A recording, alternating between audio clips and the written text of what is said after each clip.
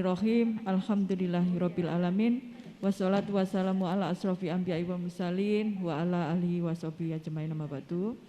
Yang saya hormati beliau sah ketua bidang ya Bu ya. Ketua bidang.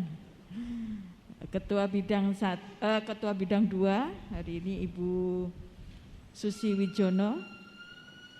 Yang saya hormati dua narasumber kita hari ini yaitu dari Dinas PMD Kabupaten Jombang, Ibu Evi Setiorini, untuk kesekian kalinya direpoti Bu. Matur nuwun. Yang saya hormati Bapak Eko Prasetyo nggih Pak, dari Inspektorat Kabupaten Jombang. Yang saya hormati seluruh tim penggerak PKK terutama bidang umum yang hari ini selaku petugas penyelenggara dari kegiatan pleno, dan yang saya hormati dan saya banggakan para kader dari tim penggerak PKK kecamatan maupun desa se-Kabupaten Jombang.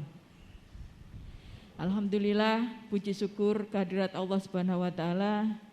Hari ini kita bisa melaksanakan pleno insya Allah dalam keadaan sehat walafiat. Amin ya rabbal alamin. Dan hari ini temanya adalah tentang apa? PKK? Mekanisme pengajuan anggaran. Termasuk juga nanti bagaimana breakdown ke administrasinya, termasuk peng-SPJ-an gitu ya. Ini kenapa hari ini menjadi tema? Karena sebenarnya ini adalah jawaban dari request beberapa tim penggerak PKK desa, Ibu. Jadi banyak sekali yang berkonsultasi tentang bagaimana seharusnya peng-SPJ-an dan sebagainya, termasuk cara pengajuan program dan sebagainya. Ini banyak menjadi pertanyaan di tingkat desa maupun di kecamatan. Maka inilah jawaban hari ini pleno kita adakan tentang bagaimana proses penganggaran sampai bagaimana proses istilahnya peng-SPJ-annya. Supaya tidak ada masalah, supaya apapun yang dilakukan oleh para kader sudah sesuai dengan koridor hukumnya. Nah, makanya ini perlu ada inspektorat, sehingga tugas mulia kader PKK yang memang tujuannya untuk meningkatkan kesejahteraan masyarakat ini juga tidak kemudian diberati atau menjadi berat karena tanggungan-tanggungan administrasi yang sifatnya nanti akan menjadi hal yang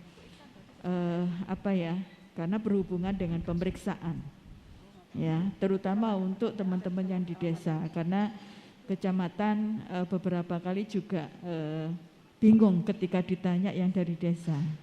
Leres ngoten nggih? Hari ini yang datang hari ini siapa? Sekretaris atau bendara? Sekretaris sama bendara. Sekretaris dan bendara. Ini Bu, jadi biar tahu ini yang hadir adalah sekretaris dan bendara, karena yang administrasi tulis menulisnya sekretaris, sementara urusan pencairan dana bendara. Ini banyak sekali kendala dan pertanyaan. Itu mudah-mudahan hari ini sesuai dengan temanya bisa memberikan jawaban atas semua pertanyaan dari para kader kita, bisa memberikan kemudahan dan kelancaran nanti di dalam pembinaan ke desa. Mumpung ada beliau berdua ini, semua hal yang sudah menjadi catatan-catatan selama ini dikeluarkan, ditanyakan, dibahas, didiskusikan di sini, sehingga pulang itu sudah benar-benar plong, lega, ada sangu untuk bisa menyampaikan sebagai tugas Anda menjadi pendamping di desa. Itu harapannya. Dan tentu saja saya juga menyampaikan terima kasih yang sebesar-besarnya kepada bidang umum hari ini dari tim penggerak PKK Kabupaten Jombang yang sudah menyelenggarakan acara hari ini. Terima kasih juga saya sampaikan kepada kedua narasumber. Saya yakin ilmu yang akan disampaikan nanti besar manfaatnya untuk para kader kami yang di tingkat kecamatan maupun di desa, dan menjadikan Jombang ini tidak hanya pemerintahannya, tetapi mitra pemerintahnya, diantaranya PKK, bisa bergerak seiring sejalan dan sesuai dengan koridor hukum yang berlaku. Sehingga para kader juga lebih nyaman di dalam gerakan PKK-nya. Terima kasih juga saya sampaikan kepada seluruh kader yang sudah hadir hari ini. Petik ilmunya, manfaatkan suasana hari ini untuk berdiskusi yang panjang mumpung ketemu, supaya bisa menjadi bekal yang kuat untuk panjenengan semua. Tidak hanya sekedar sebagai fungsi Anda sebagai pendamping, tetapi juga diberlakukan di jenjang kecamatan itu sendiri juga harus menjadi lebih baik nantinya. Itu harapan kami.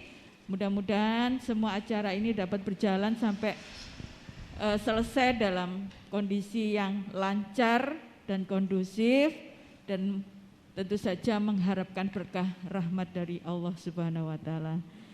Dan kabar baiknya, kemarin kita menerima penghargaan sebagai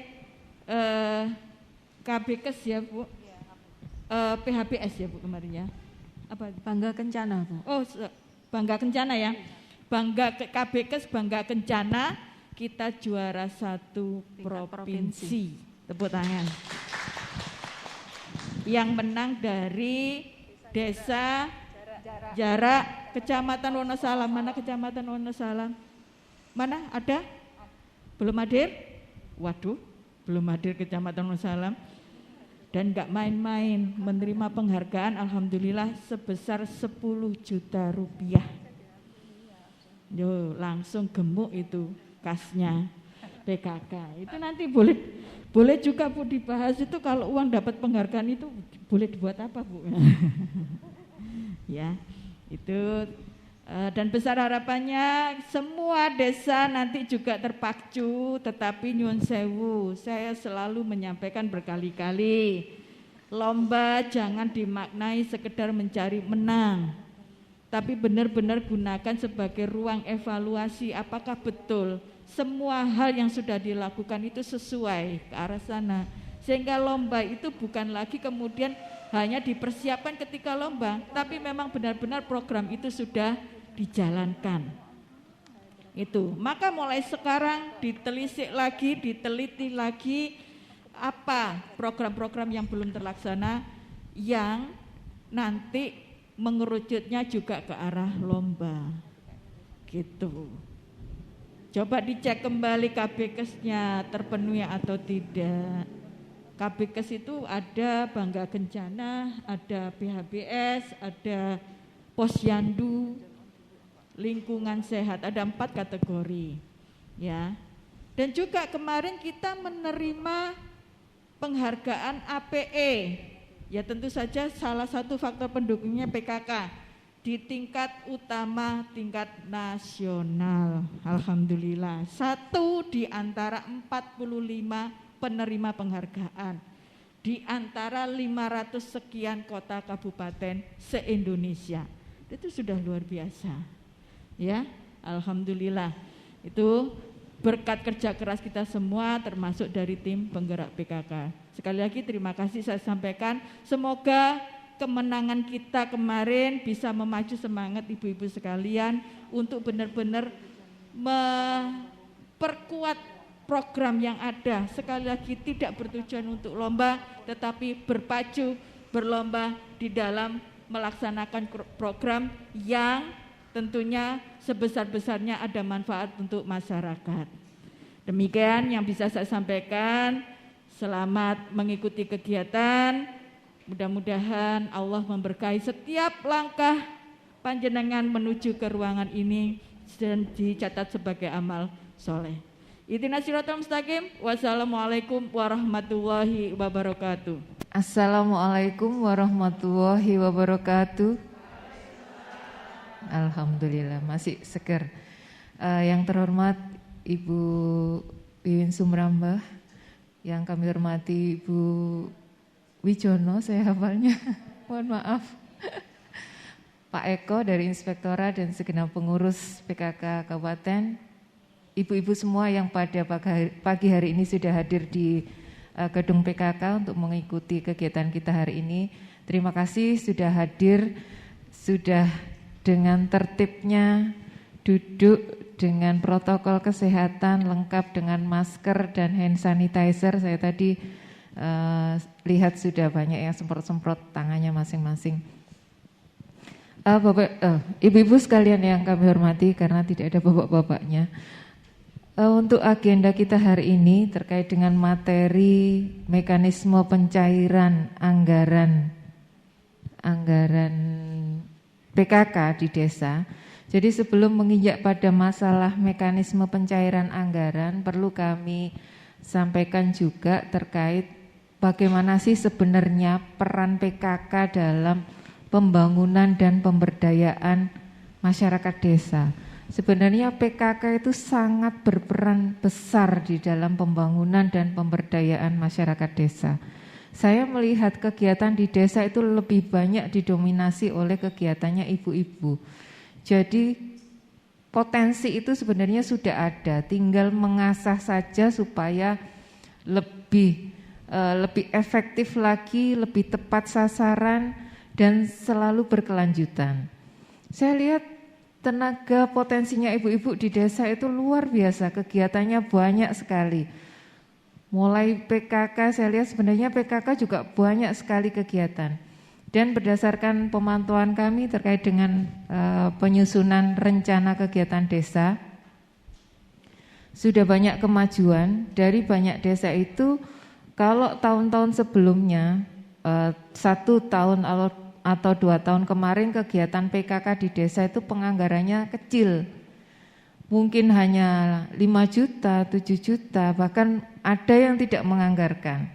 Tapi sekarang di banyak kecamatan itu sudah banyak yang menganggarkan, ada yang sekitar 11 juta, ada yang bahkan 21 juta, ada yang 25 juta. Itu sebenarnya bagus sekali. Yang penting perencanaannya itu sudah tepat sesuai dengan prioritas kegiatannya. Katakanlah kalau bersumber dari dana desa, tentu harus memperhatikan prioritas penggunaan dana desanya. Pirsa nggih ibu-ibu semua, saya yakin pirsa, saya yakin sudah tahu semua bahwa banyak sekali kegiatan PKK itu yang ada di dalam prioritas penggunaan dana desa. Jadi ibu-ibu, saya sampaikan juga bahwa penggunaan dana desa di desa itu tidak boleh lepas dari petunjuk yang mengatur tentang prioritas penggunaan dana desa. Setiap tahun aturannya berubah. Untuk tahun 2022 sudah keluar Peraturan Menteri Desa nomor 7 tahun 2021 terkait prioritas penggunaan dana desa 2022. Dan di situ banyak sekali kegiatan yang bisa dilakukan oleh PKK. Banyak sekali. Nah, nanti mari kita coba, panjenengan semua coba menganalisa atau menelaah kembali kira-kira kegiatan di desanya masing-masing, atau kalau yang hadir hari ini adalah dari kecamatan, mungkin panjenengan bisa memberikan arahan kepada desa supaya bisa mencari atau melihat permasalahan yang ada di desa untuk diwujudkan dalam usulan kegiatan untuk tahun 2022. Ngaten nggih. Nah, sebelum masuk ke masalah pencairan, mekanisme pencairan anggaran dan kemudian bagaimana menyusun persiapan untuk kegiatan tahun 2022, karena meskipun kita harus menyelesaikan kegiatan yang ada di tahun 2021, katakanlah di agenda mekanisme pencairan itu kan agendanya adalah untuk menyelesaikan atau melaksanakan kegiatan yang sudah direncanakan dan sudah ditetapkan dalam APBDes 2021. Tetapi kita juga harus sudah persiapan untuk menyusun rencana kegiatan tahun 2022. Itu yang harus diperhatikan. Selain menyelesaikan kegiatan tahun ini, juga mulai persiapan kegiatan yang 2022. tadi sudah saya pilihkan judulnya, bagaimana sih peran PKK dalam pembangunan dan pemberdayaan masyarakat desa. Sebenarnya apa toh pembangunan itu? Kalau kita lihat sepintas saja yang namanya membangun itu kan dari yang tidak ada menjadi ada, dari yang sudah ada dikembangkan lagi, yang seperti itu bahasa sederhananya. Jadi yang namanya pembangunan adalah upaya peningkatan kualitas hidup dan kehidupan untuk sebesar-besar kemakmuran masyarakat desa. Ini pembangunan desa. Jadi upaya untuk meningkatkan kualitas hidup. Kalau sebelumnya kehidupannya katakanlah yang sedang-sedang saja, nah itu ditingkatkan lagi kualitasnya. Itu yang namanya pembangunan. Kemudian terkait dengan pemberdayaan, upaya untuk meningkatkan kemandirian, mengembangkan kemandirian dan kesejahteraan masyarakat melalui pelatihan, melalui pendidikan dan sebagainya. Itu pemberdayaan masyarakat. Dan disinilah ibu-ibu semua sebagai kader PKK sangat berperan aktif, sangat berperan besar dalam pelaksanaan kegiatan pembangunan dan pemberdayaan masyarakat. Kemudian kita perlu flashback ya. Nah, kita flashback dulu. Kira-kira apakah di tahun kemarin atau tahun ini, apakah kegiatan PKK sudah banyak berkaitan dengan pembangunan dan pemberdayaan masyarakat? Saya harap sudah, karena melihat dari, saya mencuplik dari tupoksinya PKK, ini saya lihat dari masing-masing pokja, tidak saya ambil semua, hanya sebagian saja yang saya ambil. Katakanlah di pokja 1 ada ceramah hukum, ini bisa sekali dilakukan dengan anggaran dana desa, sangat bisa. Kalaupun anggaran dana desa, misalkan saja anggaran dana desanya habis, pakai anggaran ADD atau PDRD pun bisa, sangat bisa. Semua anggaran yang ada di desa bisa digunakan untuk kegiatan, misalkan ini untuk ceramah hukum. Ceramah hukumnya terkait apa sih? Penanggulangan kenakalan anak, misalkan seperti itu. Kemudian pencegahan narkoba, apalagi sekarang ini yang namanya anak-anak remaja, kemudian terkait narkoba, itu yang miris sekali kalau saya lihat beritanya di media. Inilah peran kita sebagai ibu-ibu, penjenengan semua sebagai kader yang aktif di desa, kader yang aktif di kecamatan. Marilah kita bersama-sama menyebarluaskan informasi, memberikan pemahaman kepada masyarakat, kepada anak muda, kepada anak-anak kita untuk menghindari penggunaan narkoba. Jangan sampai anak-anak kita terjerumus dalam narkoba, obat-obatan terlarang itu. Kemudian juga terkait dengan kenakalan remaja. Sangat penting bagi kita untuk bisa, kalau kita punya angan-angan, katakanlah saya itu gemes, saya itu gregeten, di kampung saya itu ternyata ada anak nakal yang tidak punya kegiatan, kegiatannya hanya kongko-kongko, ganggu orang lewat misalkan. Kalau sudah punya angan-angan seperti itu, berarti kan panjenengan tahu ada permasalahan di desa yang harus ditindaklanjuti. Nah, bagaimana kita tahu itu ada permasalahan yang harus ditindaklanjuti? Kalau kita hanya punya angan-angan saja tanpa bisa membuat suatu perencanaan, itu tidak akan bisa terjawab. Permasalahan itu tidak akan bisa terjawab. Ya hanya akan seperti itu saja, tidak akan selesai gitu loh. Jadi minimal harus ada tindakan berikutnya apa. Nah, itulah perlunya dilakukan rapat atau pertemuan rutin PKK. Mungkin di situ dibahas terkait dengan permasalahan-permasalahan yang dihadapi di masing-masing desa, kemudian dikumpulkan di kecamatan, mungkin kemudian dibahas di situ kira-kira rumusannya apa. Kemudian setelah ketemu ada permasalahan kenakalan remaja, kemudian ada penyebar luasan narkoba yang kita tahu, kita tidak boleh tinggal diam kan seperti itu. Nah itu apa yang harus kita lakukan? Nah yang penting ya itu tadi, kalau sudah ketemu permasalahannya, dibahas di dalam rapat, misalkan rapat pleno atau apa, dirumuskan kegiatannya apa, dan kemudian diusulkan dalam perencanaan pembangunan desa. Kalau di desa karena penganggarannya itu masuk di APBDes, jadi setiap usulan kegiatan harus masuk di dalam rencana kerja pemerintah desa. Kalau tidak masuk di dalam rencana kerja pemerintah desa atau RKP, tentu saja tidak akan masuk di dalam APBDes juga dan tidak bisa dilaksanakan juga karena jelas tidak muncul anggaran kegiatannya. Kemudian di Pokja 2 saya lihat ada kegiatan pelatihan keterampilan UP2K. UP2K ini menurut saya bisa tetap dikembangkan untuk pengembangan UMKM yang ada di desa. Sasarannya ke sana untuk mengembangkan UMKM. Kemudian di Pokja 3 tetap ada pelatihan juga, misalkan pemanfaatan pekarangan, sosialisasi terkait makanan beragam, bergizi, berimbang, pengolahan sampah. Ini semua ada di dalam prioritas penggunaan dana desa, baik di tahun 2021 maupun di 2022.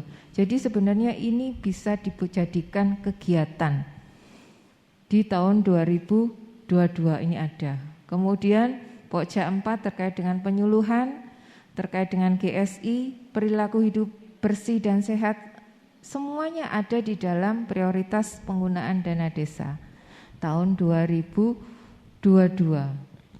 Jadi selain di tahun 2022 kita tetap memperhatikan, tetap merumuskan kegiatan terkait dengan COVID, pencegahan dan penanganan COVID, tetapi selain itu kegiatan-kegiatan lain yang untuk pengembangan, pembangunan dan pemberdayaan juga tetap harus dilakukan. Nah, tadi saya sampaikan kalau sudah ketemu permasalahannya, artinya panjenengan semua bisa mendorong pemerintah desa yang di kecamatan, yang desa juga bisa melihat permasalahan yang ada di lingkungannya itu apa. Kemudian kita harus paham, panjenengan harus paham terkait dengan jadwal penyusunan perencanaan desa. Timeline-nya, jadwalnya, bahasa kerennya timeline-nya. Saya jadi ingat tadi disebut sama Mbak Puri, sarjana sastra, agak malu juga saya sebenarnya. Karena sudah sejak tahun 96 saya tidak berkiprah di bidang bahasa dan sastra Inggris. Jadi langsung ke dunia pemerintahan, tidak pernah bergerak berpikir di dunia sastra, terutama sastra Inggris. Tetapi kalau masih membaca artikel, membaca tulisan-tulisan karya sastra Inggris itu masih lah sedikit-sedikit. Nah kita kembali ke laptop. Terkait dengan perencanaan, tadi sudah permasalahannya sudah ketemu. Misalkan terkait dengan kenakalan remaja, terkait dengan pernikahan dini, terkait dengan pengolahan sampah, kemudian memanfaatkan pekarangan. Bagaimana supaya keluarga itu di desa itu bisa punya ketahanan pangan, maksudnya ada kegiatan, ada pekarangan yang dimanfaatkan baik untuk tanaman toga, untuk peternakan, itu bisa. Dan itu menjadi salah satu isu strategis permasalahan yang biasa diangkat di dalam perencanaan desa. Kalau sudah ketemu permasalahannya, maka yang perlu diperhatikan ibu-ibu semua bahwa di bulan Juni, setiap tahun di bulan Juni itu dilakukan musyawarah desa yang dilakukan untuk menyusun perencanaan tahun berikutnya. Jadi secara normatif penyusunan perencanaan tahun 2022 itu di bulan Juni sudah dilakukan musdes yang diselenggarakan oleh BPD. Itu secara normatif. Kemudian di bulan Juli dilakukan pembentukan tim penyusun RKP desa. Kemudian di bulan Desember Desember itu adalah penetapan APBDes-nya. Tetapi ini secara normatif. Keadaan real di lapangan mungkin ibu-ibu juga tahu bahwa banyak juga desa yang tidak tepat jadwal. Katakanlah musdesnya seharusnya dilakukan di bulan Juni. Sekarang sudah bulan Oktober, seharusnya RKP itu sudah ditetapkan. Tapi kami melihat masih banyak desa yang belum penetapan RKP, bahkan baru melaksanakan musdes. Nah, ini yang harus diketahui oleh penyelenggara semua. Artinya ini masih ada kesempatan untuk bisa menyusun perencanaan dan mengusulkan kegiatan ke dalam RKP-nya desa untuk kegiatan tahun 2022. Masih ada waktu. Jadi secara normatif memang Juni itu sudah dilakukan musdesnya BPD dengan mengundang stakeholder yang ada di desa, dengan mengundang kelompok masyarakat, unsur masyarakat yang ada di desa secara normatif. Tetapi dari pantauan kami masih banyak yang belum melakukan musdes dan RKP juga belum ditetapkan. Nah, ini yang bisa dimanfaatkan oleh penjenengan semua untuk segera melakukan penyusunan perencanaan untuk tahun 2022. Jadi intinya ibu-ibu semua, paling penting yang harus diperhatikan bahwa usulan kegiatan itu harus masuk di dalam RKP desa. Pertama sebelum RKP sebenarnya harus masuk di dalam RPJM desa. Tetapi katakanlah RPJM desa bisalah disebutkan secara global saja, kegiatan pembinaan PKK atau kegiatan apa gitu muncul di situ. Kemudian di RKP-nya, kalau sudah muncul di RPJM desa dan RKP desa baru harus muncul di dalam APBDes. Kalau sudah muncul di APBDes akan muncul di dalam DPA-nya desa. Nah, kalau sudah muncul di situ berarti sudah bisa dilaksanakan kegiatannya.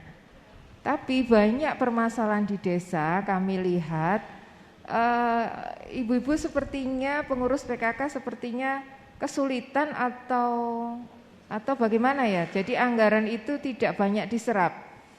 Jadi berdasarkan monitoring yang kami lakukan beberapa waktu yang lalu, ternyata anggaran dana desa yang ada di desa itu sampai dengan bulan September kemarin duitnya itu masih gemuk-gemuk.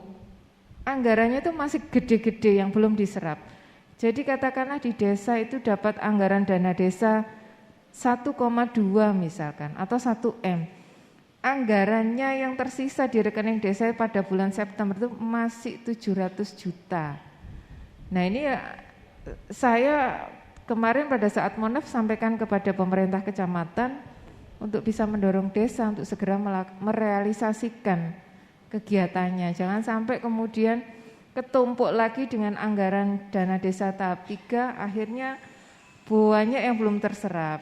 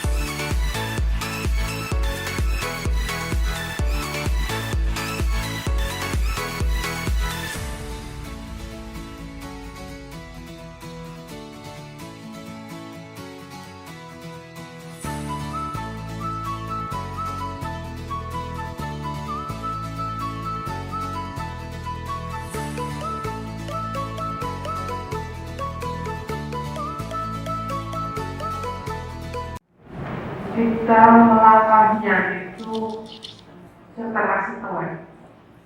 Karena apa? Di desa itu dengan berjalannya waktu kami takut dengan anggaran. Jadi setidaknya ada anggaran itu desa itu mesti bilang suratnya mana. Seperti yang kemarin di PKK ada BKN itu ya, desa mau mengadakan sosialisasi itu, mau pelatihan kader, mau penangkapan kader, kan perlu anggaran. Suratnya sendiri, acuannya mana? Jadi di kesempatan ini saya cuma ada usul sedikit. Jadi program PKK yang ke kabupaten itu bisanya turun ke bawah itu kita harus bersinergi. Bersinergi itu di mana ada acuannya bagaimana, suratnya itu bagaimana, tetap desa itu berproses itu berbelitnya di surat. Itu aja.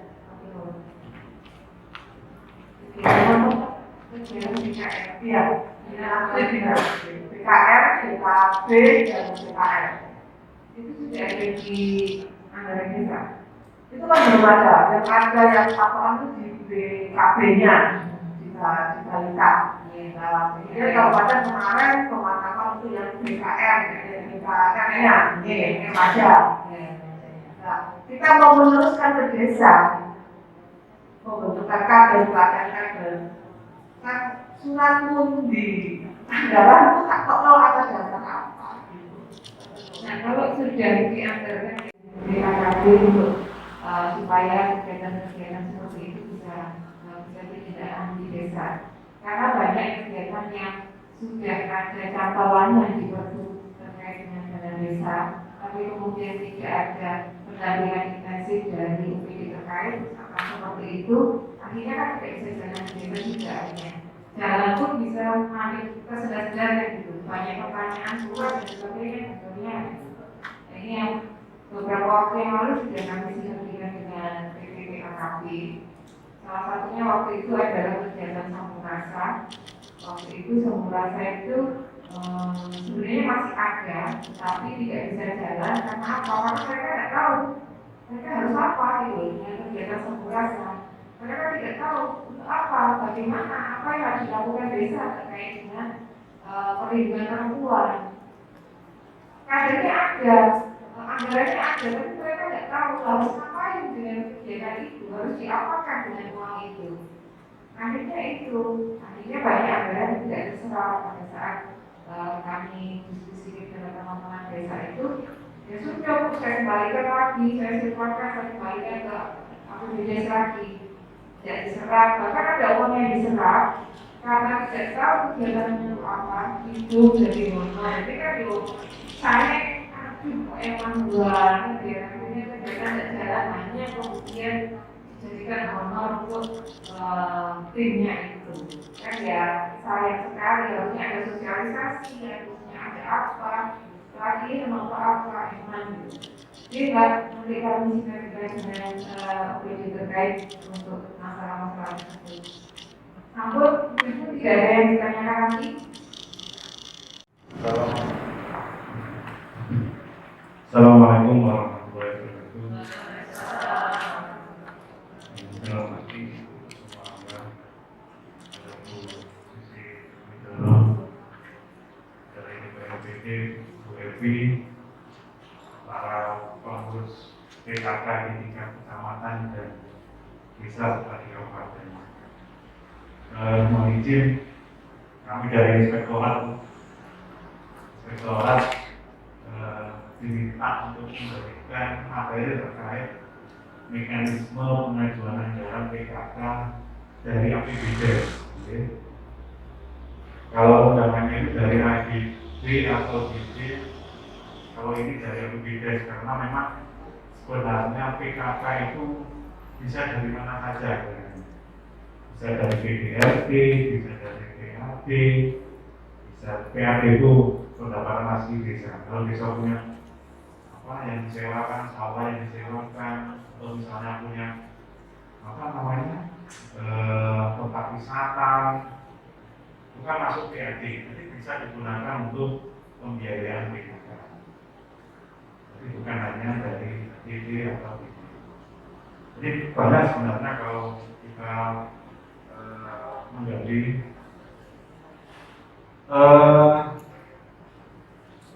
ibu-ibu semua, ini yang bapak saya saja. Next.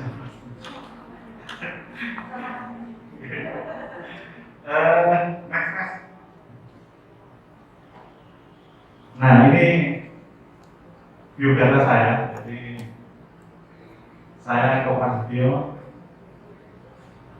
NIP 198 jadi saya lahir tahun 78, masih 14 tahun, 43 tahun. Agama Islam, saya dulu di auditor, sekarang jadi inspektur pembantu bidang investigasi.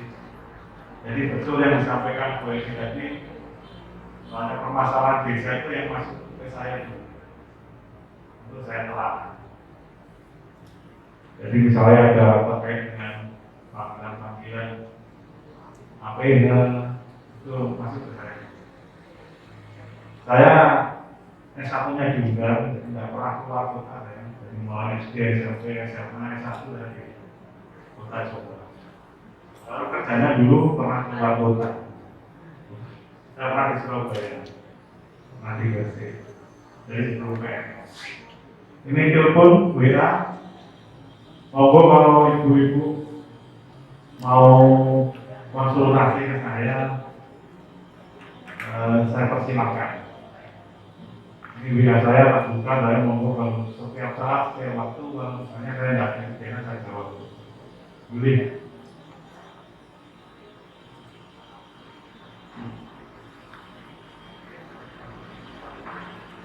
Bahasanya bikin.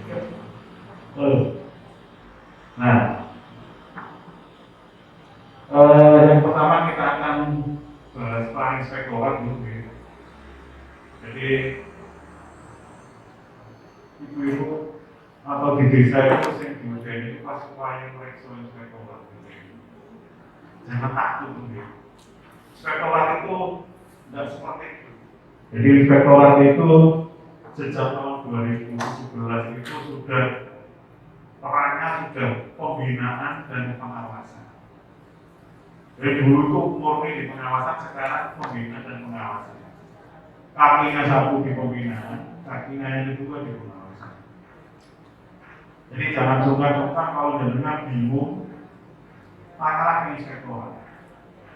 Jadi kami akan mengatasi masalah tanpa masalah. Kami akan mengatasi masalah tanpa masalah. Monggo kalau mau konsultasi kami persilahkan. Saya tidak perlu membahas banyak terkait dengan ini. Yang saya sampaikan bahwa kami terbuka, kami berharap inspektorat itu bukan disangkuti, inspektorat itu dirindukan. Aku walaupun bingung ada dengan inspektor. Karena saya melihat begini, selama saya jadi auditor, jadi saya jadi auditor itu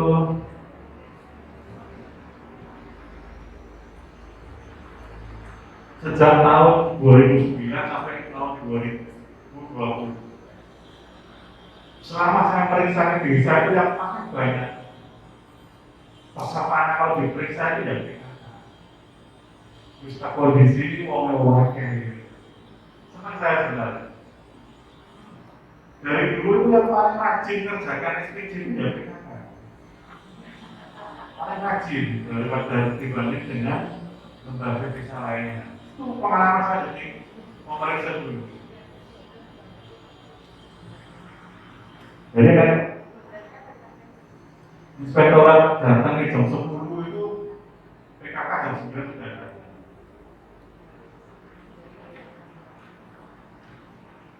Kalau ini saya pikir tidak perlu saya jelaskan karena ini sudah bisa dibaca sendiri. Kaitannya dengan keuangan desa, jadi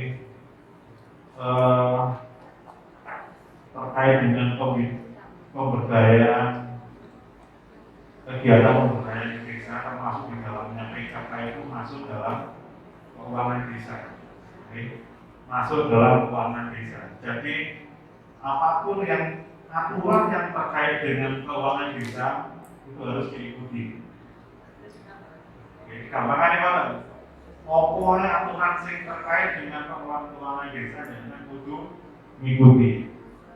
Nek jenengan nggak bisa, jenengan bisa tanya ke bendahara desa. Nek bendahara desa nggak belum jawab sama takut pendamping desanya. Nek nggak belum jawab biasa takut kecamatan.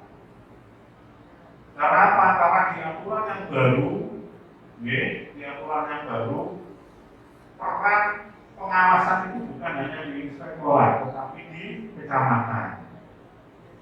Makanya tadi Bu Ewi bilang, kecamatan juga memverifikasi pengajuan anggaran. Itu adalah salah satu peran kecamatan dalam hal pengawasan.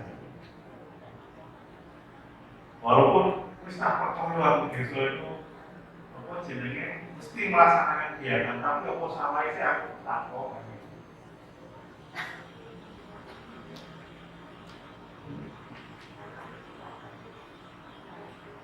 Nah, seperti yang saya bilang tadi bahwa karena itu masuk di pengelolaan keuangan desa, maka dia harus ikut aturan yang terkait dengan keuangan desa.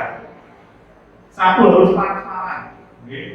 Transparan itu sampai harus transparan terkait dengan pengelolaan keuangan desa.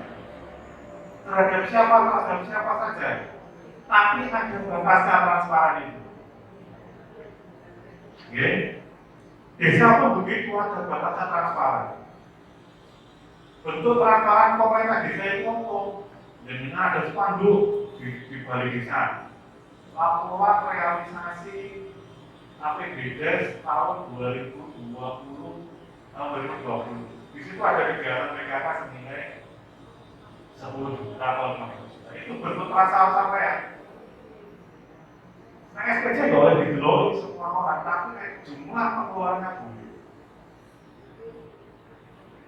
Terus berapa yang direncanakan kegiatan itu harus transparan. PKK itu tahun ini itu punya kegiatan ini nilai anggarannya segini. Dan itu harus diumumkan di spanduk di desa. Ada di balai desa, di perempatan. Dari itu saya minta. Jadi desa itu kirim ke saya. KPK ini minta publikasi APBDes dan publikasi laporan realisasi APBDes. Kirimnya ke saya. Saya yang menghimpun 300 desa terkait dengan pengumuman penggunaan APBDes dan realisasi APBDes. Semua dokumentasi itu masuk ke saya kirimkan ke KPK. Memang itu aturannya seperti itu. Ya harus transparan, harus akuntabel itu apa? Akuntabel itu dapat dipertanggungjawabkan. Nah, orang sing meriksa, sing resmi seperti saya di inspektorat atau mungkin nanti diperiksa oleh BPKP itu harus bisa dipertanggungjawabkan. Jangan takut. Jangan takut. Dengan bisa tanya ke inspektorat atau ke BPKP. Kemudian harus partisipatif. Partisipatif itu nopo. Semua harus bekerja sama, oleh sendiri. Mulai dari penyusunan APBDes, sampai dengan penyusunan RKA, kan sudah pernah buat rencana, sudah ya, RAP PKK. Semua harus dikerjakan bersama-sama. Nek Musdes ada kewajiban 30% pesertanya adalah perempuan. Apa sama pembuatan dari Musdes? Desa. Loh, nggak tahu itu berarti nggak partisipatif. Itu aturannya begitu. Jadi aturannya harus diikutkan perempuan dalam penyusunan kebijakan di desa. Kalau kok derek, mungkin betul apa? BPD pun sudah harus ada wanita partisipasi. Nah, terus ini tertib dan disiplin anggaran. Disiplin anggaran itu kalau pengajuannya seperti tadi yang disampaikan Bu Elvi, kegiatan apa tadi? BKR itu karena tidak dianggap mungkin nanti perlu namanya koordinasi antar dinas. Ini kegiatan ini kira-kira tahun depan itu dulu dilaksanakan berarti harus di. Kemudian kawan-kawan desa di Pulau 1 tahun anggaran, dengan mesti jalurnya Pak Lurah aku nggak kontrak setahun khusus untuk PKK. Dapat saya jenengnya pernah bandara. Coba Mas buka di folder saya ada contoh prak itu prak PKK. Nah, ini tadi malam sempat saya cari di Diskudes itu sistem pengelolaan keuangan desa. Nah ini contoh Pak, buatan ketong, dibesarkan dari mana?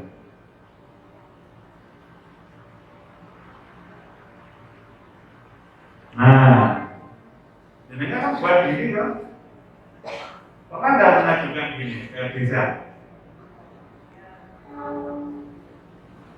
Apa tidak nong? Buatan saya dengan kebutuhan dengan sendiri kan berarti yang tahu dengannya. Nah, seperti ini. Harus disiplin anggaran itu berarti nek kalau begini berarti gak iso dipercaya. Jadi tugasnya Pak Karim untuk ngecek SPD dengan. Ini contoh desa Kademangan, Mojoagung. Baik Mas, halaman berikutnya Mas. PDF. Nah, ini ditandatangani oleh pelaksana kegiatan. Pelaksana kegiatan itu berarti kawat kesra. Nah, dengan ngajar atau kesra dicetak dulu sistem casing. Nah, ini sebagai dasar dengan nyairno SPJ. Nah, gak tertulis di sini sama besok nyairno.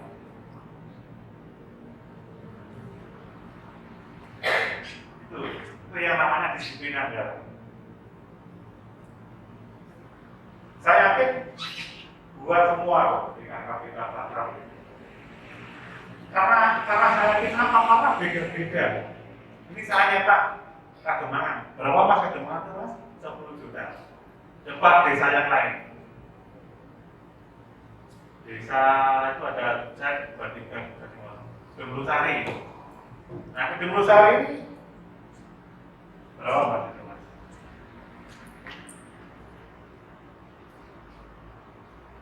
10 juta 600. Berarti kan tiap desa dewi-dewi kali ini. Siapa yang tahu bedanya? Siapa? Butuhku tahu ini kira-kira apa?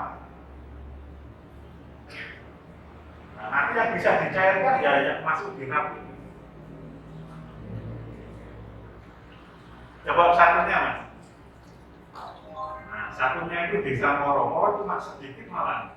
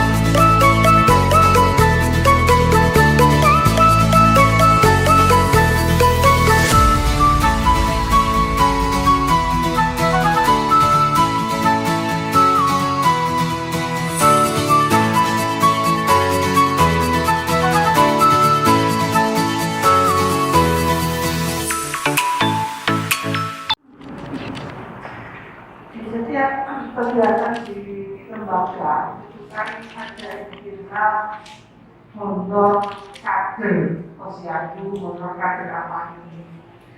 Nah itu kebanyakan desa itu rata-ratanya itu 50 ribu per bulan per kegiatan. Kalau dikalikan 12 bulan kita hanya ketemu 600. Apakah harus mengeluarkan pajaknya? Kan tidak lebih dari yang berapa tadi 6 juta berapa lagi ya? Untuk setahunnya 4 juta setengah, 4 juta setengah per tahunnya tadi. Kadang-kadang kita juga kasihan mereka sudah berkontribusi untuk posyandu, tapi tetap dikenakan pajak, gitu. Jadi cuma 4.700 honornya mereka. Adakah seandainya kita tidak, adakah sanksi seandainya kita tidak membayar pajak itu karena kita tidak sampai ke angka 4 juta setengah itu. Terus kemudian di SPJ narasumber juga itu kan kegiatan kita ada patokan harga di Pergub APBD kan 250 atau 300 nih. Itu kan juga ada kena pajaknya. Nah, di situ kegiatan kan cuma kita undang 1 kali. Apakah juga harus? Kalau tidak kan mesti tidak apa-apa. Kan tidak itu kan tidak per bulan, tidak per tahun. Terus yang ketiga, untuk masalah kwitansi di toko. Kwitansi di toko itu kan kita ada PPN tadi. Nah, kadang abal-abalnya di sini kita, membuat abal-abalnya di sini. Gitu, harganya 101 juta misalkan, karena kita harus membayar PPN, jadi kita mengabal-abal. Toko sekarang pinter Pak, nggak mau dia memberi nota kosong aja, nggak mau. Jadi kita gimana mau membayar pajak dengan tokonya harganya segitu, nggak mau memberi nota kosong. Kita berkewajiban membayar pajak. Solusinya ke tokonya itu bagaimana? Matur kita jadi. Yang namanya honor tetap kena pajak. Yang namanya honor. Nah, yang tidak kena tadi kan upah. Jadi ada yang hampir sama itu gaji, upah dan honor. Nah, yang honor ini, yang gaji itu pasti terikat dengan SK, katanya, kontraknya. Kalau pendapatan kan bukan gaji, itu kan tambahan sarjana, dia masuk di honor. Apapun namanya tetap kena pajak. Berapapun besarnya tetap kena. Tuh, kalau upah beda, upah itu ada benarnya. Dia tidak ada ikatannya kalau honor ada SK-nya. Kalau pemberian honor itu pasti ada SK-nya. Kalau tidak ada SK-nya tidak. Kemudian narasumber sama, narasumber itu honor tetap kena. Berapa besarnya? Nanti saya juga buatkan tarifnya. Nah, masalah PPN, PPN ini kalaupun toko tidak memberikan, biasanya toko itu nggak boleh memiliki NPWP, ya kan? Biasanya tidak memberikan NPWP, tetap pajak kwitansi ditulis pembelian sejumlah 100.000 atau 1 juta setengah apa? Nah, PPN-nya ditambahkan di situ 150. Nanti pengajuan ke desa 1.650. Kwitansi sama pembayaran pajak. Oke, kemudian tidak ngatur-ngatur kwitansi. Dua orang aplikasi itu tidak boleh dua orang. Jadi langsung aja disampaikan, Pak, ini harganya segini, pajaknya segini. Nah, pajak kan nanti kita dibuatkan di unit sama bendara. Bendara pembayar itu BPU dengan tulis itu 4 kali, kalau nggak salah bersama 4 kali. Itu ya. Jadi nggak perlu diatur-atur, itu langsung aja ditulis. Kecuali itu pun yang beliau pakai ini Pak, mengenai apa kalau nanti ditambah pajak senilainya segini. Kalau Pak ini PWP, cuma jarang sekali toko sih belum jadi. Terus Pak belum kayak nota kosong, belum kayak PWP bingung benar. Tidak usah bingung, cara seperti itu tadi.